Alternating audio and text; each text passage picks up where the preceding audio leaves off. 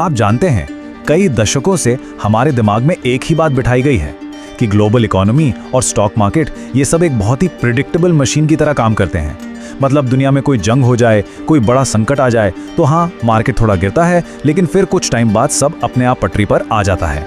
Investors के लिए तो एक गोल्डन रूल जैसा था, हर गिरावट खरीदने का एक शानदार मौका है। लेकिन जरा सोचिए, क्या हो अगर वो पुरानी भरोसेमंद मनी मशीन अब हमेशा के लिए टूट चुकी हो।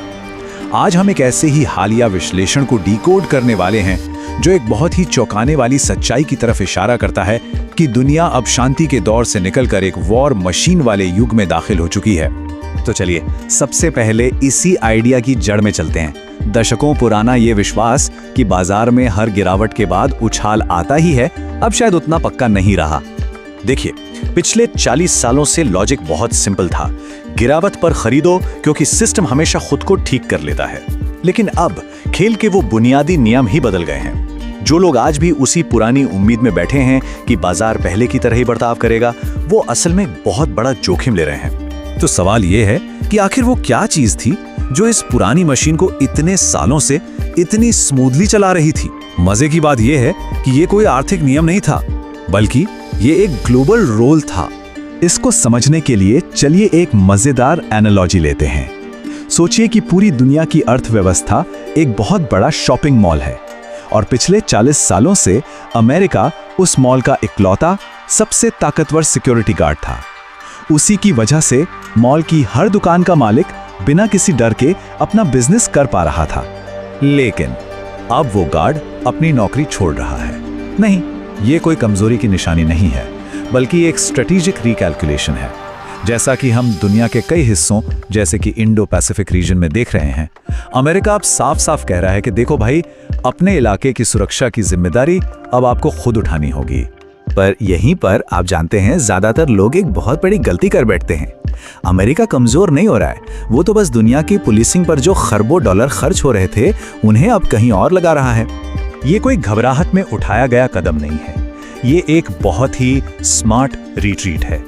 अमेरिका अब अपने बचाए हुए खरबों डॉलर्स को अपनी ही डोमेस्टिक इकोनॉमी, अपनी आर्टिफिशियल इंटेलिजेंस रिसर्च और अपने देश के इंफ्रास्ट्रक्चर को मजबूत करने में लगा रहा है। मतलब वो अब दुनिया की नहीं बल्कि अपनी ताकत बढ़ाने पर फोकस कर रहा है। तो अगर मॉल का सिक्योरिटी गार्ड चला गया है तो मॉल का क्या होगा? क्या वहां अफरा तफरी मच जाएगी? नहीं, अराजकता नहीं फैलेगी, लेकिन दुनिया का नक्शा जरूर बदल जाएगा। दुनिया अब छोटे छोटे आत्मनिर्भर गुटों में बंट रही है।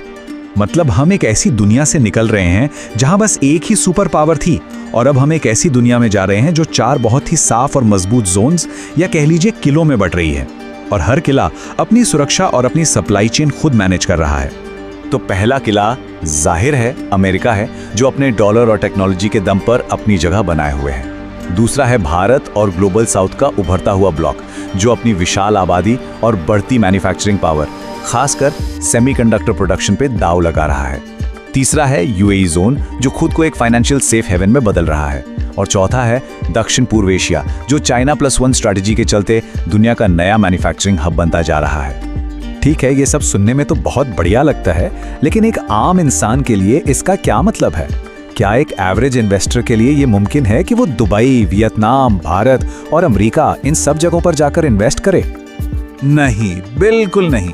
ये बहुत ही मुश्किल और महंगा काम है। और यहीं पर इस पूरे एनालिसिस की सबसे खूबसूरत बात सामने आती है। इसका समाधान बिल्कुल लोकल है। दुबई या वियतनाम जाने की जरूरत नहीं है, क्योंकि इस नए युग की असली विजेता कंपनियां आपके अपने देश के शेयर बाजार में ही मौजूद हो सकती हैं।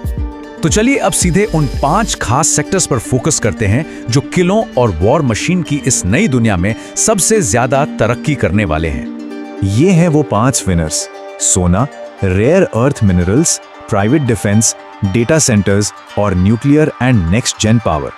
अब इस लिस्ट में सबसे पहला नाम है सोना। और जैसे ही दुनिया में कोई टेंशन होती है, सबसे पहला ख्याल यही आता है ना, कि भाई सोना खरीद लो। पर क्या ये सही समय है?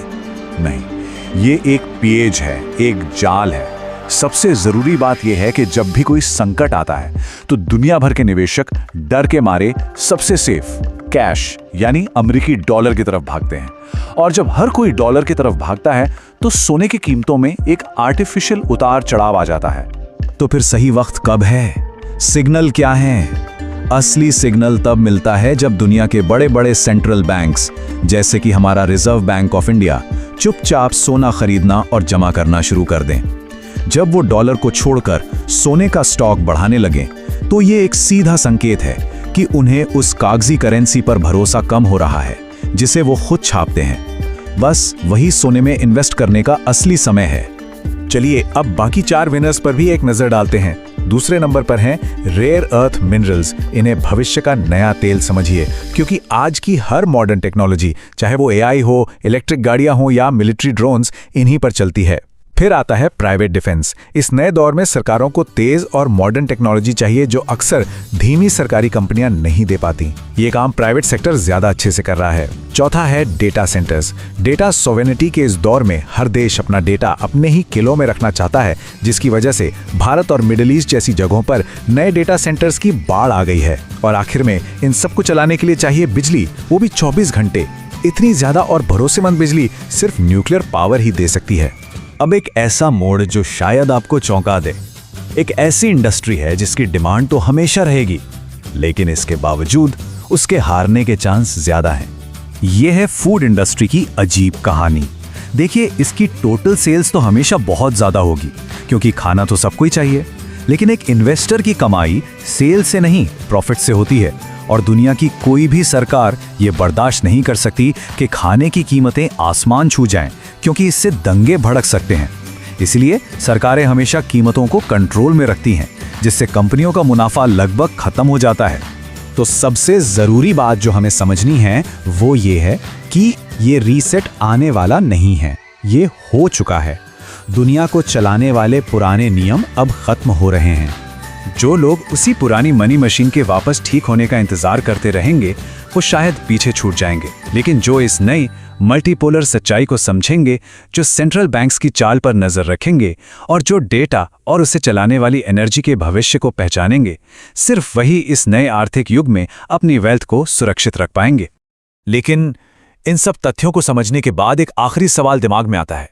जब भविष्य में हर जोन के पास अपनी खुद की वॉर मशीन होगी और हर कोई अपने डेटा को एक किले की तरह बचाएगा, तो क्या इस बटी हुई नई दुनिया में डेटा ही हमारी नई और सबसे ताकतवर ग्लोबल करेंसी बन जाएगा? इस पर जरूर सोचिएगा।